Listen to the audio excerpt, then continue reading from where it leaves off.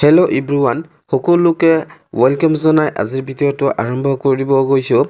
এইটো ভিডিঅ'ত মই আপোনালোকৰ সৈতে আলোচনা কৰিম জিঅ'গ্ৰাফি সেকশনৰ ওপৰত কেইটামান মোষ্ট ইম্পৰ্টেন্ট প্ৰশ্ন যিকেইটা আগন্তুক আসাম ডাইৰেক্ট ৰিক্ৰুটমেন্টৰ বাবে অতি গুৰুত্বপূৰ্ণ হ'ব। গতিকে আজি ভিডিঅ'টো আৰম্ভ কৰিছোঁ।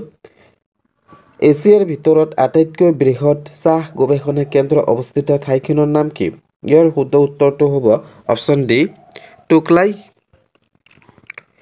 পৰৱৰ্তী প্ৰশ্নটো হ'ল ডিগবৈত কোন চনত তেলৰ খাদ অইল ফিল্ডছ আৱিষ্কাৰ হৈছিল?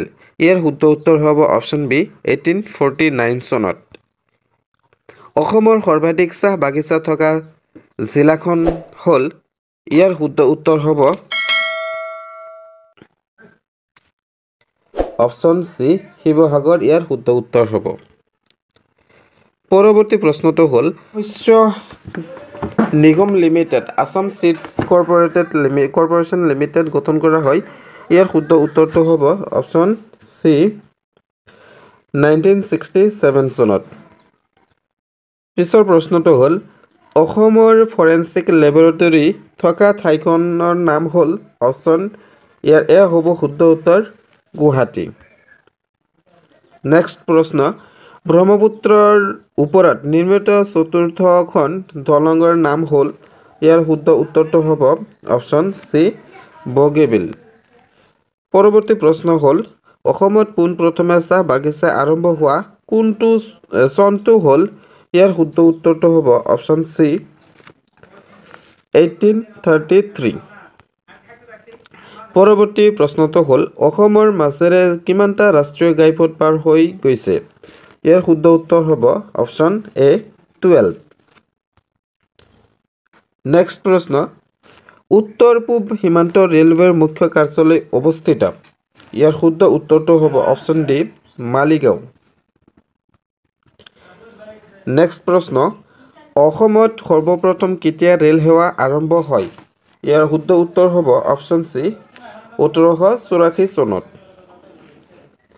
নেক্সট প্ৰশ্ন অসমত বৰ্তমান থকা মুঠ চাহ বাগিচাৰ সংখ্যা হ'ল? ইয়াৰ শুদ্ধ উত্তৰ হ'ব অপশ্যন বি 800। নেক্সট প্ৰশ্ন অসমৰ ফৰেনচিক লেবৰেটৰী থকা ঠাইখনৰ নাম কি? ইয়াৰ শুদ্ধ উত্তৰ হ'ব অপশ্যন এ উত্তৰ গুৱাহাটী। প্ৰশ্নটো ৰিপিট হৈছে। নেক্সট প্ৰশ্ন অসমৰ ক'ত বিশ্ব স্বাস্থ্য কেন্দ্ৰ অৱস্থিত? মোষ্ট ইম্পৰ্টেণ্ট প্ৰশ্ন এইবোৰ। ইয়াৰ শুদ্ধ উত্তৰ হ'ব ডি চাবুৱা।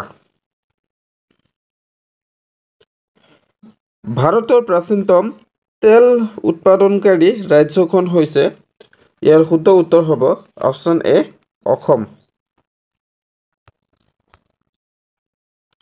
নেক্সট প্ৰশ্ন অসমৰ কোনখন জিলাত নুমলীগড় তেল শোধনাগাৰটো অৱস্থিত? শুদ্ধ উত্তৰটো হ'ব গোৱালপাৰা। নেক্সট প্ৰশ্ন তলৰ কোনখন চহৰ ব্ৰহ্মপুত্ৰ নদীৰ পাৰত অৱস্থিত নহয়? ইয়াৰ শুদ্ধ উত্তৰ হ'ব অপশ্যন ডি নলবাৰী। ই ব্ৰহ্মপুত্ৰ নদীৰ পাৰত অৱস্থিত নহয়।